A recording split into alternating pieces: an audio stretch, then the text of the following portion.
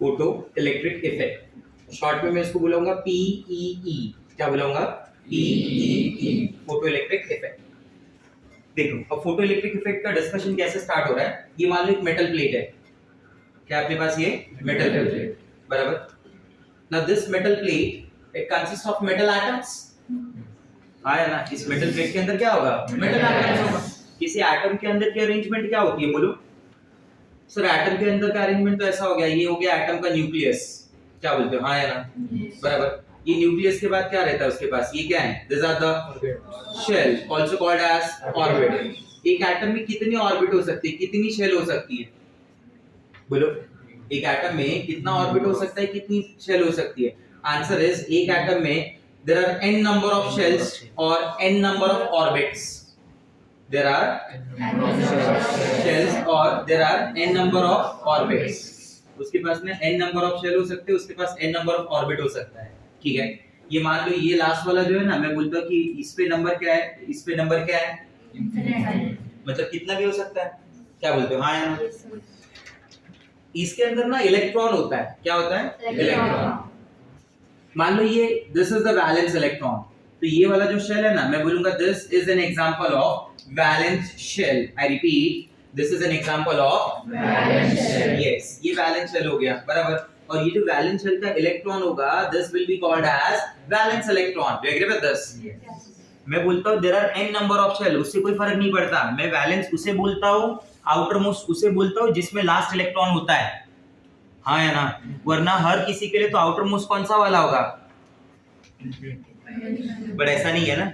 अगर उस एटम में सेकंड शेल में लास्ट इलेक्ट्रॉन है तो उसके लिए आउटर मोस्ट सेकंड, थर्ड में लास्ट है तो फोर्थ में लास्ट है तो that fourth shell be considered as a valence shell. You got my point?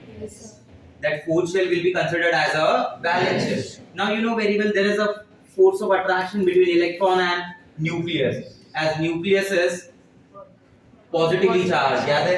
What is the charge on the nucleus? Ze. What is the charge here? Minus E. Ze minus E. There will be a force of attraction between nucleus and electron. मैं ऐसा क्या चाहता हूँ मालूम है कि मैं एक लाइट भेजूं, एक इलेक्ट्रोमैग्नेटिक रेडिएशन भेजूं जो इस इलेक्ट्रॉन को लेके बाहर आ जाए, जो इस इलेक्ट्रॉन को लेके तो वो लाइट कैसा होना चाहिए? सर उस लाइट के पास इतना एनर्जी होना चाहिए कि इस फोर्स ऑफ अट्रैक्शन पे ओवरकम करे। You got my point? आया समझ में? वो लाइट के पास इतना एनर्जी होना चाहिए कि वो किसके ऊपर ओवरकम करे?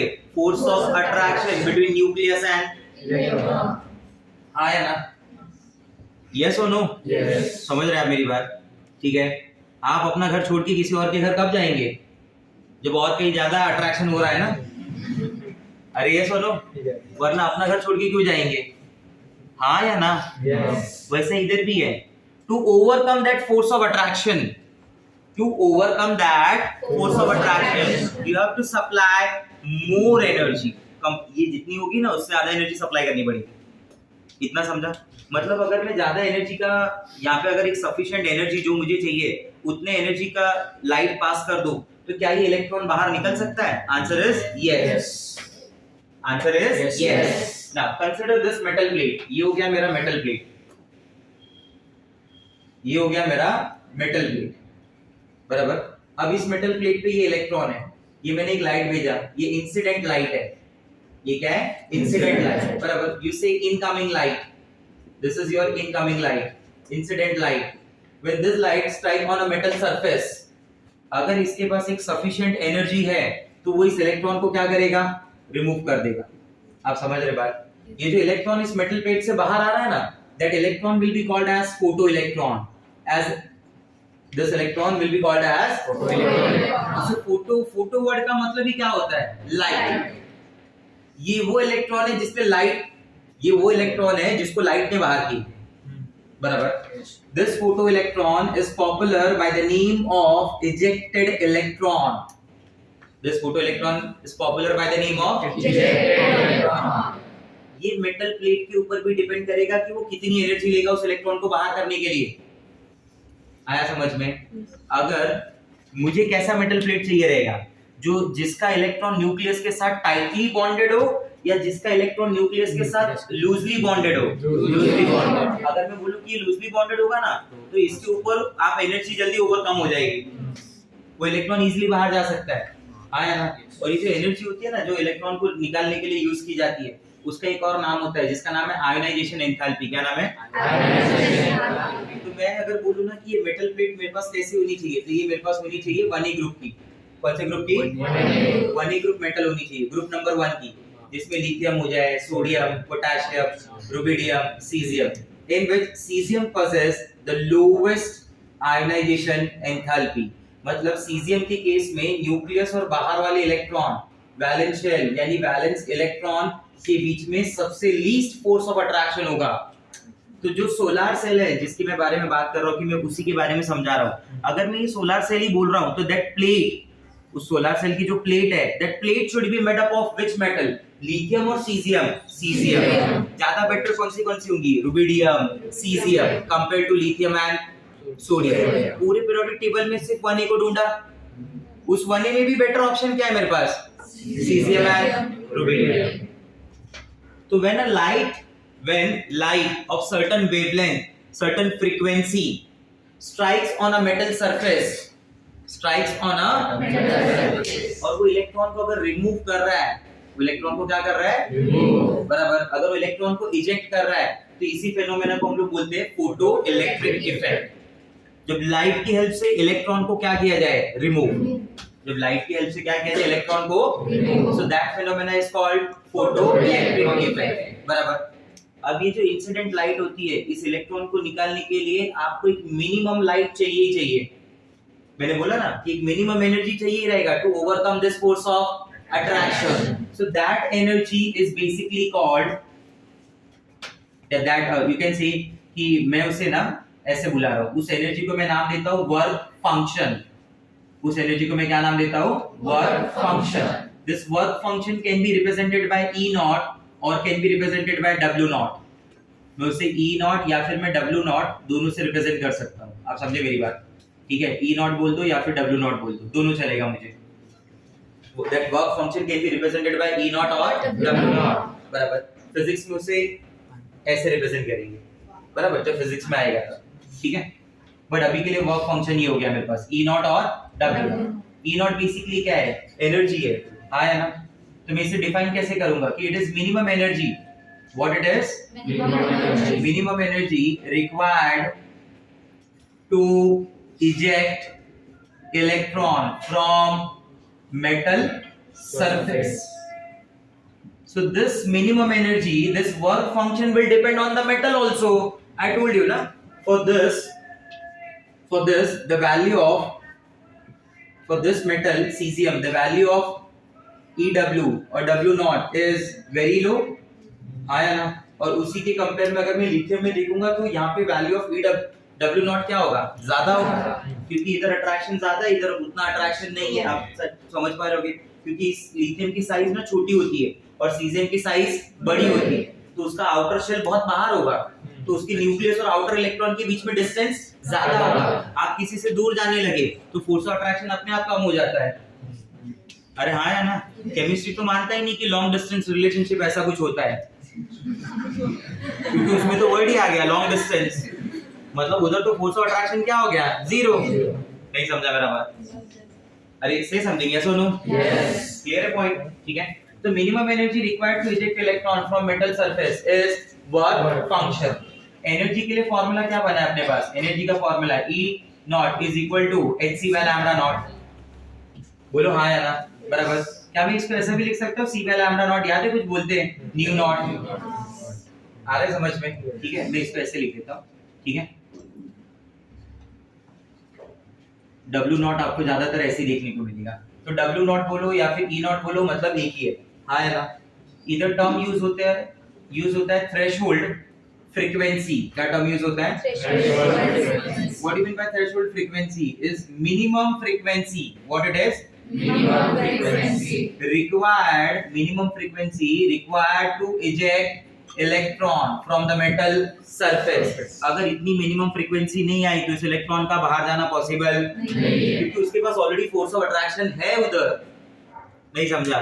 जैसे आपके लिए होता है थ्रेशोल्ड फ्रीक्वेंसी की तरह आपके लिए होता है पासिंग मार्क कि out of 100 at least you have to score 35 marks, yes और नो? तो आपके लिए वो एक बैरियर हो गया ना। अगर आपने 34 किसी सब्जेक्ट में लाया है बराबर, तो आप पास नहीं, बैरियर हो गया ना। नहीं समझा? कितना मिनिमम चाहिए आपको? 35। नहीं समझे मेरी बात? अरे से समझेंगे सर बराबर। तो उसको हम लोग क्या बोलते हैं? Threshold frequency. क्या बोलते हैं? Threshold frequency. ये मेरा इनकमिंग लाइट, ये मेरा इंसिडेंट लाइट। इस लाइट को ये लाइट जब आएगी ना, मैं बोलता हूँ कि अगर ये लाइट आ रहा है 100 इलेक्ट्रॉन वोल्ट का, कितने इलेक्ट्रॉन वोल्ट का? उसकी एनर्जी है 100 इलेक्ट्रॉन वोल्ट बराबर। इस इलेक्ट्रॉन को निकालने के लिए भी एक सर्टेन एनर्जी लगेगी। उस सर्टेन एनर्जी को मैं क्या नाम देता हूँ? Work function. उसकी फ्रीक्वेंसी को क्या नाम देता हूँ? आ रहा है बात समझ में? क्लियर हो रहा है पॉइंट बराबर? अगर मैं फ्रीक्वेंसी के लिए वर्ड मिनिमम यूज कर रहा हूं तो वेवलेंथ के लिए वर्ड यूज करूंगा maximum, because frequency is inversely proportional to. तो उसका ये तो मिनिमम फ्रीक्वेंसी हो गया ना, ये वेवलेंथ हो गया। तो ये कौन सी वेवलेंथ बोली जाएगी? Maximum wavelength required to required to eject electron. You got my point? ऐसा बोल रहा हूं कि ये जो होगा ये मैक्सिमम वेवलेंथ होगा required to eject that electron according to law of conservation of energy। according to law of conservation of energy बराबर। बचपन में जब घर वाले सामान लेने को भेजते थे तो अपना एक रूल फिक्स था कि अगर सामान 20 रुपए का है तो तुम 25 दे रहे तो मैं जा रहा है। हाँ है ना? 20 से कम तो देंगे नहीं, मैं थोड़ी घर से पैसा लाएगा, अपने पास तो पैसा ही नहीं, घर वाले तो दे रहे हैं ना। अरे हाँ है ना? 20 से कम तो आना नहीं है। सामान अगर लाना है तो मिनिमम 20 तो देना ही है, बट अपनी कंडीशन क्या थी? 20 से ज्यादा दो। आया ना बराबर? तो मान लो अगर 20 भी दिए तो कभी कभार चल जाता था ना। अब हर बार थोड़ी बोल सकते हैं ऐसा, बट एक्सपेक्टेशन तो थोड़ा ज्यादा ही रहता था। मान लो इस बार कितना दे दिया उन्होंने? 25। हाँ या ना? मतलब मैं लेके चल रहा हूँ कितना? 25। ये इधर पहुंचा सामान खरीदने के लिए। सामान खरीदने को कितना लगेगा? 20। कितना लगेगा? 20। कितना लगेगा? 20। बचा कितना? 5 लेके मैं गया नहीं समझा? According to law of conservation of energy, energy of incident light, energy of incident light is exactly equal to the sum of work function and kinetic energy. ये जो इलेक्ट्रॉन लेके भाग रहा है ना, इसकी जो भी एनर्जी होगी, इसके भागने की, भाग रहा है ना, मैंने क्या बोला? मैं लेके गया मतलब क्या कर रहा है? भाग रहा है। भाग रहा है मतलब काइनेटिक एनर्जी। आप समझ रहे मेरी बात को? और पूरा का पूरा 5 लेके भाग रहा है, मैक्सिमम जितना आ रहा है पूरा। अगर 10 बच जाता तो 10 लेके जाता था। हाँ या ना? फिर सामान रख के भाग जाने का दूसरी जगह पे। सामान तो दे दिया ना घर पे, खेलने चले आने का। क्या पता शाम को घर वाले भूल गए रहे तो पूरा 10 अपना। सर याद आ गया तो 10 कौन सा तुम्हारा था कि तुम्हारा नुकसान हो गया 10 का? याद आ गया तो आ गया। कभी तो कभी नहीं, 1-2 बार तो भूल जाएंगे ना। अरे हाँ या ना बराबर? ज्यादा रहे तो 100, 200, 300 रहे तो वापस दे देने का सामने से, वरना समझ जाएंगे तुम्हारी निगत। छोटा मोटा अमाउंट है तो ठीक है, नेग्लेक्ट हो जाता है, बोलते ठीक है जान दे भी, क्या अपनी बच्चे को बार बार जलील करने का। समझे ये क्या है? ये law of conservation of energy पे भी एप्लीकेबल है। क्या बोलूंगा मैं कि जो इंसिडेंट एनर्जी है, जो क्या है? हाँ, जो इंसिडेंट है, इनकमिंग एनर्जी लिख दूं? चल हाँ, तो ऐसे बोले जैसे इनको ही पता है बराबर। Incoming energy is equal to बोलो work function plus kinetic energy max. Max word क्यों लिख रहा हूँ बार बार, ये समझा दूंगा बाद में आगे चल के। आप खाली काइनेटिक एनर्जी बोलोगे ना तभी भी चलता है, कोई प्रॉब्लम नहीं है इतना बड़ा। इनकमिंग एनर्जी कितना है? मैं बोल रहा हूँ सर ई एनर्जी आ रहा है, कितना आ रहा है? ई बराबर। उसमें से वर्क फंक्शन कितना लगेगा? ई नॉट। ई में बेसिकली नॉट ऊपर दिखाएंगे, डब्ल्यू में नीचे दिखा देंगे, ठीक है। Plus kinetic energy max. आया ना? इसी फॉर्म को मैं क्या लिख सकता हूँ? W is equal to W naught plus kinetic energy max. क्या बोलते हो, हाँ या ना? ये E का मतलब क्या होता है? E क्या है उधर, बोलो बोलो, E क्या है? क्या मैं इसको ऐसे लिख सकता हूँ? ये जो फॉर्म है E is equal to E naught plus kinetic energy max, क्या मैं इसको ऐसे लिख सकता हूँ? Kinetic energy max is equal to E minus E naught. क्या बोलते हो, हाँ या ना? अरे से समझेंगे या सुनो? काइनेटिक एनर्जी मैक्स को मैं क्या ऐसे लिख सकता हूँ? E क्या है मेरे पास? इंसिडेंट ना, इंसिडेंट एनर्जी, जो एनर्जी आ रही है, एनर्जी का फॉर्म क्या हो गया? h new. क्या फॉर्म हो गया? Minus h nu naught. Do you agree with this? Say something. तो kinetic energy max is equal to h nu minus h nu minus h nu naught. समझ आ रहा है बात? ठीक है। क्या मैं इसको ऐसे भी लिख सकता हूँ? इस तरफ देखना जरा। काइनेटिक एनर्जी मैक्स को क्या लिख सकते हैं? Half mv square. आना बोल दो भाई। Half mv square is equal to h nu minus h nu naught. क्या मैं h को कॉमन ले सकता हूँ? Nu minus nu naught. आना बोल दो। बराबर। ये हाफ mv स्क्वायर जो है उसके हाफ के 2 को उधर भेज दूं, तो क्या हो जाएगा? mv square is equal to 2h nu minus nu naught. आना बोल दो। बराबर। v स्क्वायर क्या हो जाएगा? 2h upon m nu minus nu naught. आना बोल दो। v क्या हो जाएगा? Under root of 2h by m nu minus nu naught. आना बोल दो। क्लियर हो रहा है बात? हाँ, ठीक है। अब मैं इस फॉर्म को आगे लेके जा रहा हूँ। क्या मैं इसको ऐसे लिख सकता हूँ? Kinetic energy is equal to h common nu minus nu naught. बोलो हाँ। ठीक है, ये आपके लिए फॉर्मूले का काम करेगा। समझ आ रहा है बात? New is what? New is c by lambda। Say something. Yes. New is c by lambda. New is c by lambda. तो मैं ऐसा लिख सकता हूँ kinetic energy max is equal to c by lambda minus c by lambda naught. बराबर। Kinetic energy max is equal to h into c 1 by lambda minus 1 by lambda naught. आना बोल दो भाई। Kinetic energy max is equal to h into c, इकड़े तिकड़े इकड़े तिकड़े, जल्दी, lambda naught minus lambda upon lambda into, हाँ या ना? ठीक है। मेरे पास ये भी एक फॉर्मूले का काम करेगा। समझ आ रहा है? मेरे पास ये भी एक फॉर्मूले का काम करेगा। ठीक है। इसको मैं क्या लिख सकता हूँ? वापस ऐसे लिखूं, half mv square is equal to hc। ठीक है। 2 को मैं उस तरफ भेज रहा हूँ, m को मैं उस तरफ भेज रहा हूँ। बराबर। क्या लिखा जाएगा? बोलो 2hc upon m lambda naught minus lambda upon lambda into lambda naught. बराबर। v को क्या लिखा जाएगा? अंडर रूट ऑफ 2hc by m into lambda naught minus lambda upon lambda into, नहीं समझा? Clear with this? आ रहा है समझ में क्या बोलना चाहता हूं मैं? तो this are the various formulas. ये फॉर्म पूछा जा सकता है, ये फॉर्म पूछा जा सकता है। फार्मूले में ये काम आएगा, ये काम आएगा, ये काम आएगा। समझ आ रहा है बात? अब आ जाओ उधर। एग्जांपल से समझो। मान लो लाइट आ रही है 100 इलेक्ट्रॉन वोल्ट की। बोलिए। So m here you can half m और नीचे आएगा 2 पर गया नीचे है ना।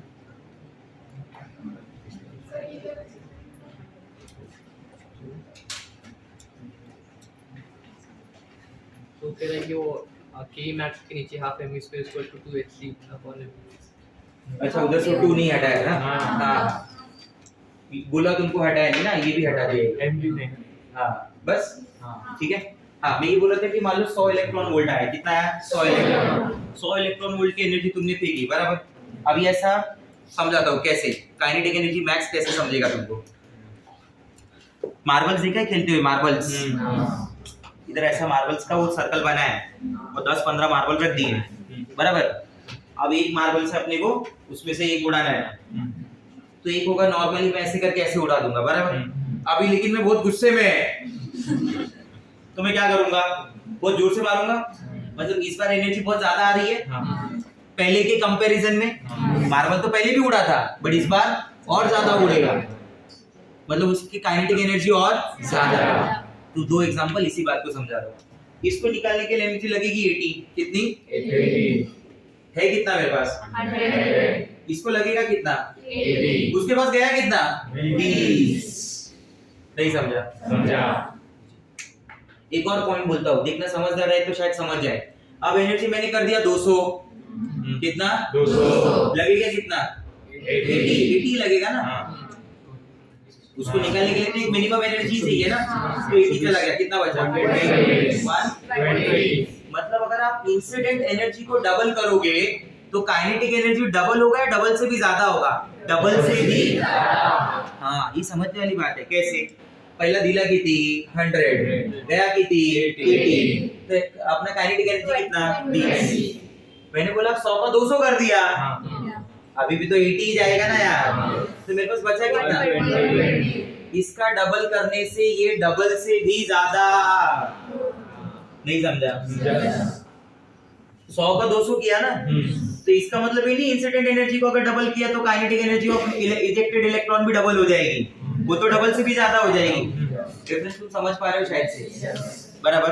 अब जितना ज्यादा ये होता जाएगा उतना एनर्जी लेके इलेक्ट्रॉन बाहर जाएगा, समझ आ रहा है बात? ठीक है, उस एनर्जी को मैं क्या बोल रहा हूँ, जिस एनर्जी के साथ वो बाहर जा रहा है, काइनेटिक एनर्जी। बट मैंने एक और वर्ड स्पेसिफाई किया है, kinetic energy max, will let you know why. ठीक है, उसके बारे में मैं आऊंगा, बात करूंगा। ठीक है, अब इसका ना सेल बना के दिखाता हूँ कि ये पूरा प्रोसीजर होता है कैसे। देखिए पूरा प्रोसीजर ऐसे है, ये मान लीजिए आपके पास ये प्लेट है, मेटल प्लेट, जो मेरे लिए एनोड का काम करेगा। किसका काम करेगा? एनोड इज पॉजिटिवली चार्ज, बराबर। This is a metal plate, cathode. This is a metal plate, cathode. This is positively charge, okay. ये पॉजिटिवली चार्ज हो गया, ये नेगेटिवली चार्ज हो गया, बराबर। अब ये मेटल प्लेट में इलेक्ट्रॉन्स है, क्या है? इलेक्ट्रॉन्स। ठीक है, ये सनलाइट है, क्या ये? सनलाइट। ये सनलाइट ये टेरेस पे लगा रहता है, दिखता है ऐसा, आया ना? ये सनलाइट इसके ऊपर गिर रहा है, क्या बोलते हैं, आया ना? जब सनलाइट इधर गिरेगा तो इधर क्या है? इलेक्ट्रॉन्स है ना। मैं बोलता हूँ कि अगर ये सफिशिएंट एनर्जी है तो इलेक्ट्रॉन को इजेक्ट करा देगा। अगर ये सफिशिएंट एनर्जी है तो इलेक्ट्रॉन को इजेक्ट करा देगा। जैसे इलेक्ट्रॉन बाहर आ गया, ये इलेक्ट्रॉन किधर आ गया? बाहर आ गया। ये इलेक्ट्रॉन किधर आ गया? बाहर। ये इलेक्ट्रॉन किधर आ गया? बाहर। यू गॉट माय पॉइंट, आया ना? अब ये आपने बी अप्लाई किया हुआ है। 1 eV में क्या समझाया था मैंने? ये प्लेट कैसी है? आया ना? ये प्लेट कैसी है? आप फुल एक्साइटेड हैं, बराबर। आप घर से निकले, कोई ऐसा मिल गया जिसके साथ आपका अट्रैक्शन है, तो आपका तो एक्सेलरेशन डबल हो गया।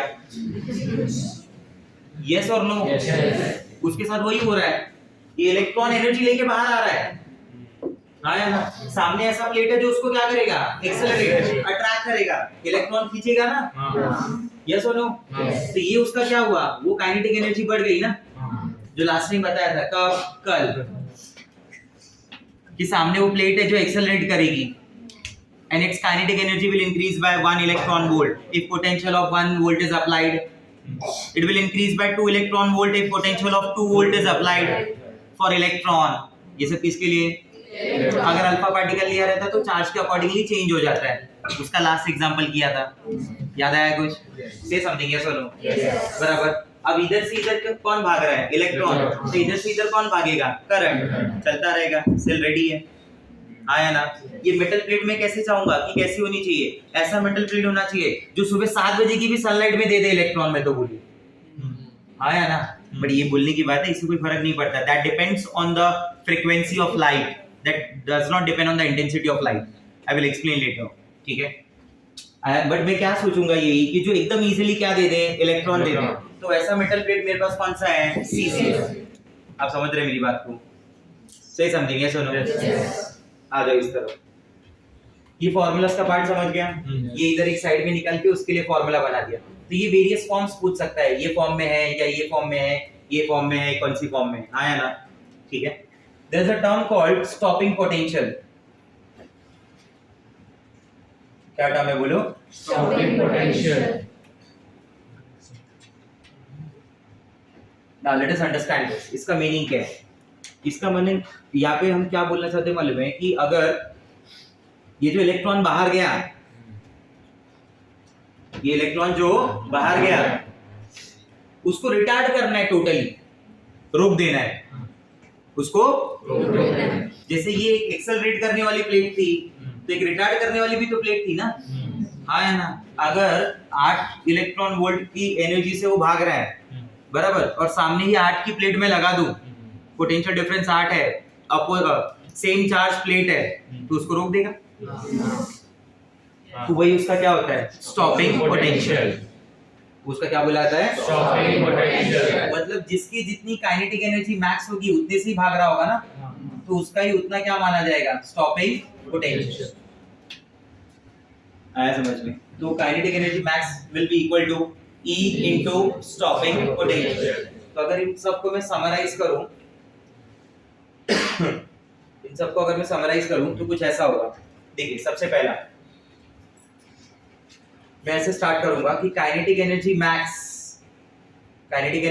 Max is equal to h nu minus nu naught, agree, is equal to h c 1 by lambda minus 1 by lambda naught, agree? हाँ या ना, is equal to h c, what is 1 by lambda, nu bar minus nu bar naught, agree? is equal to, अभी भी equal to आ ही रहा है, is equal to, और क्या आ सकता है बोलिए, ये हो गया तुम्हारे पास, तुम ये भी तो लिख सकते हो, हाँ या ना, और तुम्हारे पास ये भी तो बचा हुआ है ना, E is equal to E into stopping potential, समझा, ये सब यूज होगा, क्लियर हो रहा है? तो इनको पूरे पार्ट को अगर मैं समराइज करूं तो मैंने क्या समझा है कि अगर एक मेटल सरफेस है, बराबर, उस मेटल सरफेस के अंदर मेटल एटम्स है व्हिच कंसिस्ट ऑफ इलेक्ट्रॉन्स, एक पर्टिकुलर वेवलेंथ का लाइट मुझे चाहिए, एक फ्रीक्वेंसी की पर्टिकुलर फ्रीक्वेंसी की लाइट चाहिए जो इस इलेक्ट्रॉन को क्या कर दे, बाहर इजेक्ट करा दे, इसी फेनोमेना को क्या बोलते हैं, फोटो इलेक्ट्रिक इफेक्ट, बराबर। And during this phenomena electron which is ejected out is called photoelectron, इसमें जो करंट पास होता है that is called photocurrent, what it is called, what it is called, और इसमें मैंने तीन केसेस ऑब्जर्व किए, केस 1, अगर मैं बोलता हूँ आपको कि उसको निकालने के लिए एनर्जी 80 लग रहा है, बराबर, and incident energy is 100, incident energy is 100, so it means E is greater than E naught, E is greater than E naught, that is, अगर E जाता है मतलब उसका न्यू ज्यादा होगा न्यू नॉट से, because energy is proportional to frequency, अगर इसकी एनर्जी ज्यादा है तो उस पर्टिकुलर वेव का फ्रीक्वेंसी भी ज्यादा होगा सामने वाली वेव से, हाँ या ना, बिल्कुल। एनर्जी का रिलेशन क्या है, फ्रीक्वेंसी के साथ डायरेक्ट, तो मैं बोलता हूँ कि अगर E ज्यादा है तो उसका न्यू भी ज्यादा है, हाँ या ना, तो in such cases photoelectric effect will takes place, ऐसे केसेस में फोटोइलेक्ट्रिक इफेक्ट होके ही रहेगा, कुछ भी कर लो, क्या बोलते हो, हाँ या ना, ठीक है। अगर मैं ऐसा बोलता हूँ केस 2 कि E is greater than or equal to E naught, या फिर मैं ऐसा लिख देता हूँ, चलो E is equal to E naught, तो इस that is nu is equal to nu naught मान लीजिए, in that case also photoelectric effect will takes place, क्योंकि आपको तो सामान लाने के लिए 20 रुपए ही चाहिए ना, उसमें तुम्हारा कट नहीं आ रहा है, बस सामान तो आ जाएगा ना, नहीं समझा मेरा बात, बराबर। अगर मैं ऐसा बोलता हूँ कि केस 3, सो E और E नॉट के बारे में बात कर रहा हूँ मैं, E नॉट ज्यादा है, E कम, आपको घर वाले 19 रुपए ही दे रहे हैं, बोला अरे मैं किधर से 1 रुपया डाल के लेके आएगा, मेरे पास कुछ पैसा नहीं, मैं नहीं जाएगा लाने को, तो प्रोसेस विल नॉट अकर, बराबर। तो इस केस में मैं ऐसा बोलना चाहता हूँ ना न्यू और न्यू नॉट के बारे में, तो photo electric effect will not take place, आप समझ रहे मेरी बात को, इधर फोटो इलेक्ट्रिक इफेक्ट होने वाला नहीं है, समझा, ये क्लियर हुआ, ये वो सेल का सेटअप है, बराबर, और ये वो चीजें कि इलेक्ट्रॉन जाता कैसे, क्यों जाता है, क्या क्या पॉइंट्स हैं, ठीक है, इसी में ये अट्रैक्शन बहुत ज्यादा होगी, तो उसके लिए जो वर्क फंक्शन होगा मेटल का वो बहुत ज्यादा होगा, that work function will depend on what, that work function will depend on the nature of metal, that will depend on the force of attraction between nucleus and electron, समझ रहे मेरी बात को,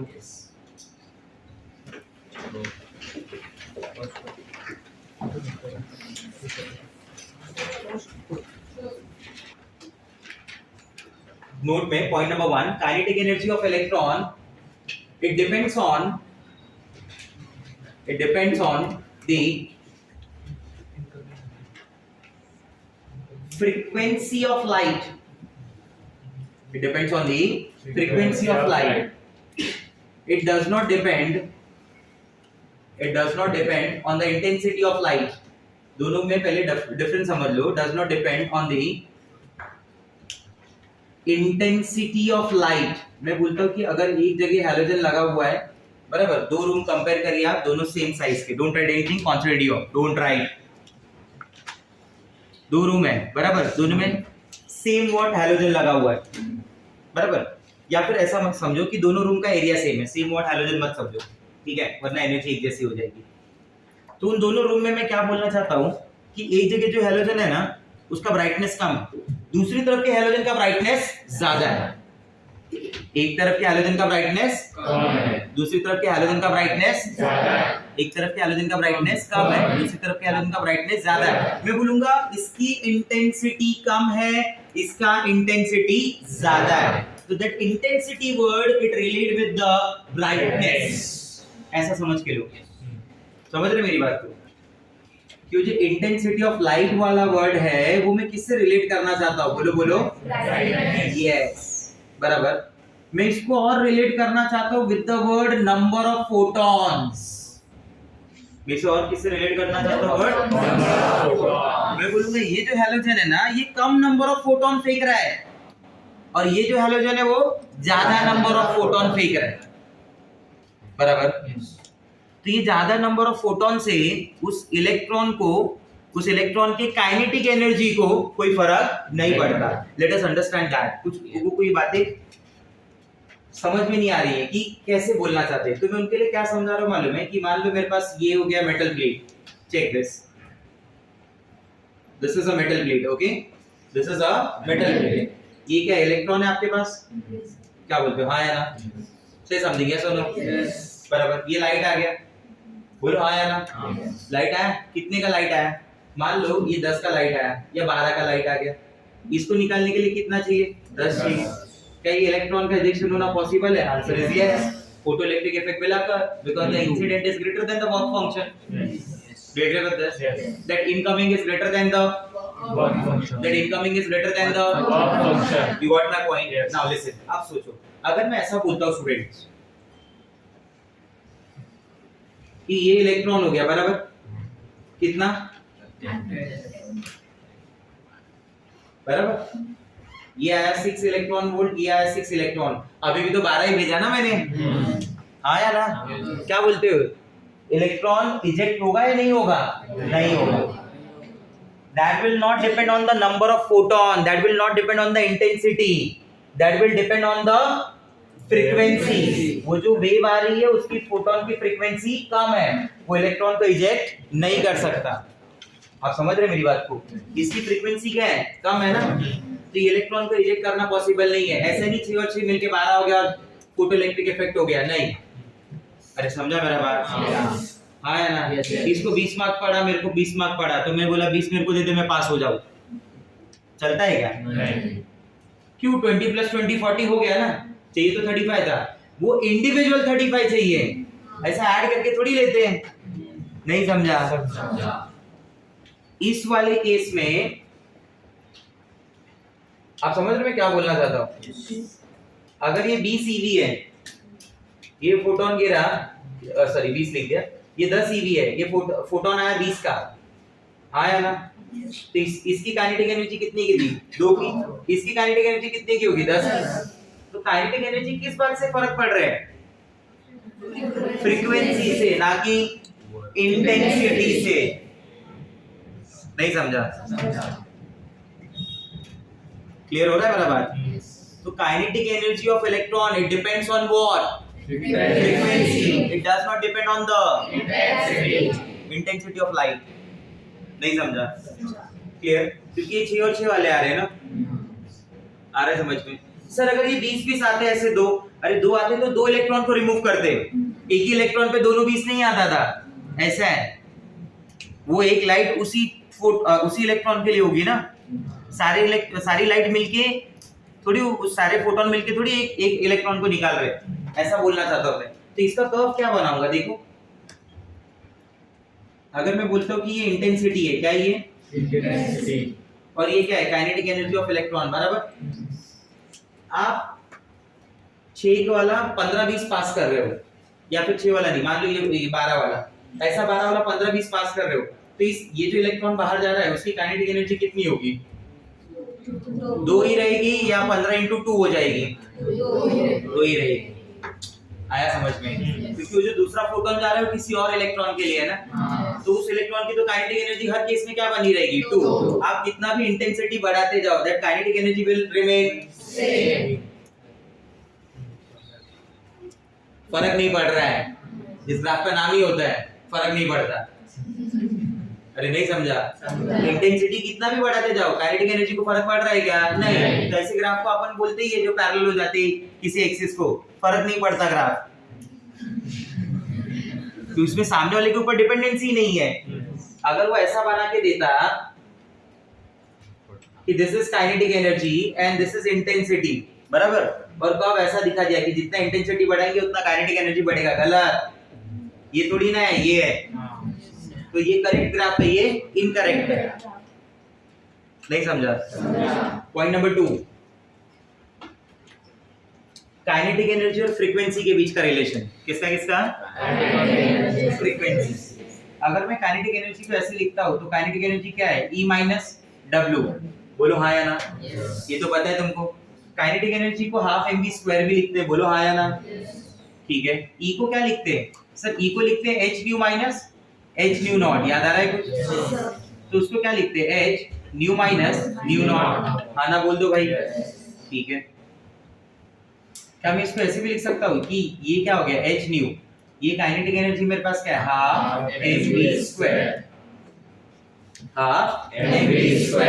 या सिर्फ मैं उसको क्या लिख सकता हूँ? Kinetic energy. तो kinetic energy is equal to hν minus, बराबर, divide by h, divide by कर दो, डिवाइड बाय h क्या आ जाएगा बोलो? Kinetic energy divide by is equal to nu minus पक्का? न्यू नॉट को इकडे बुलाओ, न्यू नॉट को इकडे बुलाओ।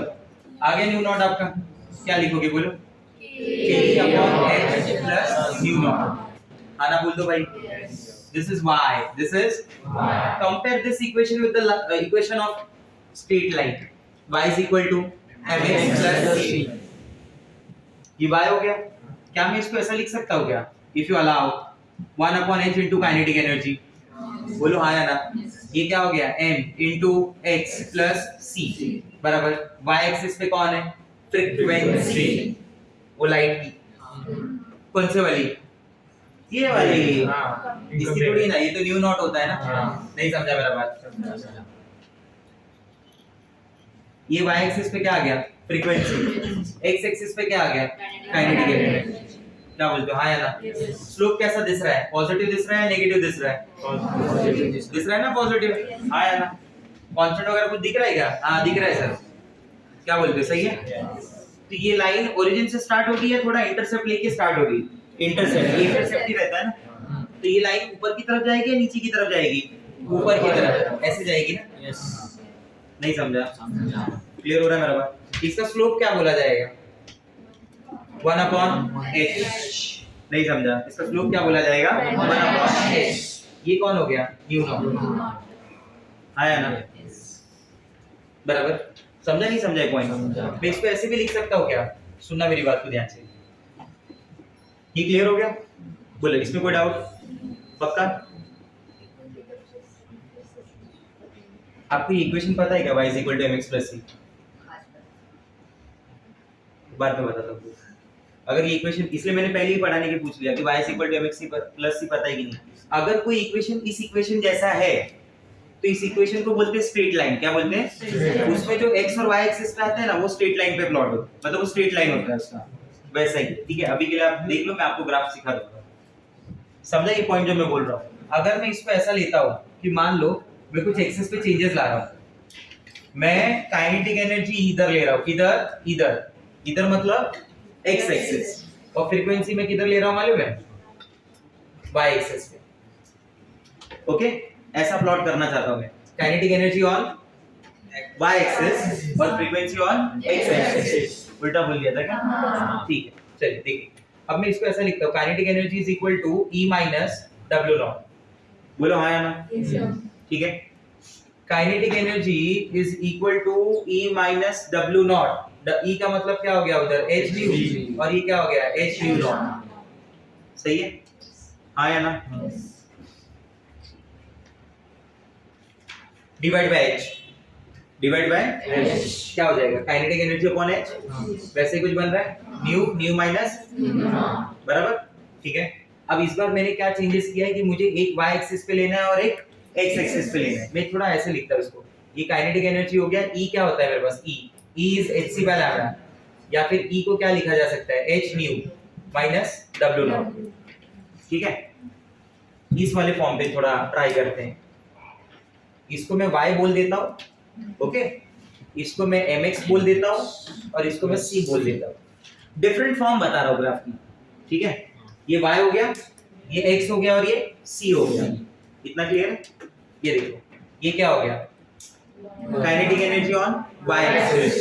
स्लोप बढ़ रहा है, पॉजिटिव है, मतलब लाइन ऊपर की तरफ जाएगी। हाँ या ना? बराबर। इंटरसेप्ट माइनस में, माइनस मतलब समझ रहा है? ये जीरो होता है, ये जीरो के नीचे भी जा रहा होगा। हाँ या ना? जीरो के नीचे भी जा रहा होगा। क्लियर हो रहा है बात? और x एक्सिस पे कौन है? आया समझ में? इसका इंटरसेप्ट क्या है? क्या है? मतलब यहाँ कहीं पे पॉइंट होगा, यहाँ से कहाँ जाएगा? ऊपर की तरफ। अगर पॉजिटिव रहता है ना तो यहाँ से उठाते हैं, नेगेटिव रहता है तो नीचे से उठाते हैं। बराबर। ये कहाँ से जाएगा? ऐसे जाएगा। समझ रहा है? ये यहीं पे कहीं पे कट कर रहा होगा, यहीं पे कहीं पे कट कर रहा होगा ना। ये उसका क्या हो गया? ये उसका W नॉट हो गया एक हिसाब से। अब समझ, ये वाला पार्ट जो हो गया ना, वो उसका क्या हो गया? W not. ये उसका क्या हो गया? ये हो गया उसका न्यू नॉट। क्या हो गया? New not. बराबर। ये एक पर्टिकुलर मेटल के लिए हो गया, मान लीजिए M1। अगर मैं ऐसा किसी दूसरे मेटल के लिए भी ड्रॉ करूं ना तो उसका भी ऐसे ही आएगा।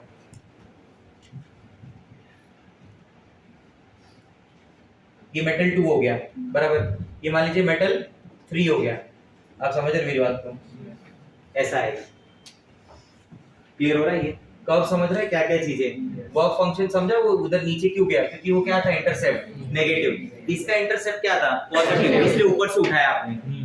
इतना बोला कि ये इधर इंटरसेप्ट है। इसका नेगेटिव था, इसमें जीरो के ऊपर पॉजिटिव ना, और जीरो के नीचे नेगेटिव। तो नेगेटिव के लिए तो यहाँ से जाना पड़ेगा।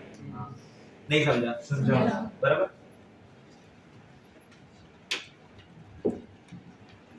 If kinetic energy doubles, बराबर, in that case, या फिर मैं ऐसे बोलता हूँ, if incident energy जो E है, अगर मैं उसको डबल करता हूँ तो kinetic energy will be more than double। शायद ये बात आप मेरी समझ पाओगे कि वो क्या हो जाता है मालूम है? more than double। more than double का मतलब क्या बताया था मैंने, याद है? हम लोग कैसे लिखते हैं? kinetic energy is equal to incident minus work function. ये एक मेटल है, ये एक इलेक्ट्रॉन है जिसका वर्क फंक्शन है 10 इलेक्ट्रॉन वोल्ट का। आया समझ में? इधर एक बार इंसिडेंट हो रहा है 100 और एक बार इंसिडेंट हो रहा है 200। सेम के लिए इसका अभी भी 10 ही रहेगा ना। पहले कितना इंसिडेंट हुआ? 100। अभी कितना हुआ? 200। आप समझ रहे मेरी बात को? Now listen. अब पहले वाले केस में काइनेटिक एनर्जी क्या आ जाएगी? बोलिए। E कितना है? 100 माइनस 10 कितना आ गया? 90। दूसरे वाले में E कितना है? 200 माइनस 10 कितना आ गया? 190। क्या ये डबल हुआ? हाँ, ये इंटू 2 हो गया, लेकिन ये तो इंटू 2 से भी ज्यादा हो गया। So when energy doubles, the kinetic energy will be more than double। ऐसा इक्वेशन से समझ सकते हो? बोलो क्या बोलते हो? क्लियर हो रहा है? अमय आ रहा है समझ में? पढ़ाई पे ध्यान देना है भाई। समझा? आप मेरे को अपनी जगह रख के सोचो, मेरे को कितना बुरा लगेगा। क्लियर हो रहा है मेरा बात? और ये जो बोलते हैं समझाते हैं वो आपके लिए ही है। डॉक्टर बन गए एक बार तो कोई किसको नहीं पूछता है। गलती से दिख भी गए तो ऐसा मुंडी घुमा लेते हैं, तो वो सब नहीं चाहिए। चलो ये क्लियर हुआ। चौथा पॉइंट ये देखना जरा, मैं बोल रहा हूँ, क्या पता आप समझ पाएंगे नहीं समझ पाए। ये इलेक्ट्रॉन्स है, बराबर, यहाँ पे इलेक्ट्रॉन्स है, इनका जो वर्क फंक्शन है ये 10 इलेक्ट्रॉन वोल्ट का है, बराबर। कितने इलेक्ट्रॉन वोल्ट का है 10। अब इधर एक फोटोन आया 12 इलेक्ट्रॉन वोल्ट का, तो तू किसी एक ही इलेक्ट्रॉन को निकाल पाएगा ना। तो यहाँ पे अगर मैं आपको पूछूं कि नंबर ऑफ इलेक्ट्रॉन इजेक्टेड, तो आप आंसर क्या देंगे 1 बराबर। बट मान लीजिए मैंने इंटेंसिटी बढ़ा दिया, मैंने इंटेंसिटी बढ़ा दिया, it means number of photons बढ़ा दिया और 12 के आने लगे, सफिशिएंट एनर्जी चाहिए, ये तो कंडीशन है। 12 अरे समझ में बोलिए। तो in that case the number of electron ejected कितने हो गए 3 कुछ समझ में आ रहा है क्या बोलना चाहता हूँ? Number of electron ejected is 3। Point क्या हो गया, बोलो बोलो। Number of photo electron ejected is depend on the intensity of light. Kinetic energy नहीं डिपेंड करता, number of photo electron ejected depends on the. अगर उतना फ्रीक्वेंसी सफिशिएंट एनर्जी दे रहे हो आप, 10 चाहिए 10 से ज्यादा दे रहे हो, तो अगर आप उस केस में नंबर ऑफ फोटोन बढ़ाओगे तो नंबर ऑफ फोटो इलेक्ट्रॉन जो इजेक्ट हो रहे हैं उनका भी नंबर क्या होगा, बढ़ जाएगा। क्लियर हो रहा है बात में? आ रहा है समझ में? Any doubt with this?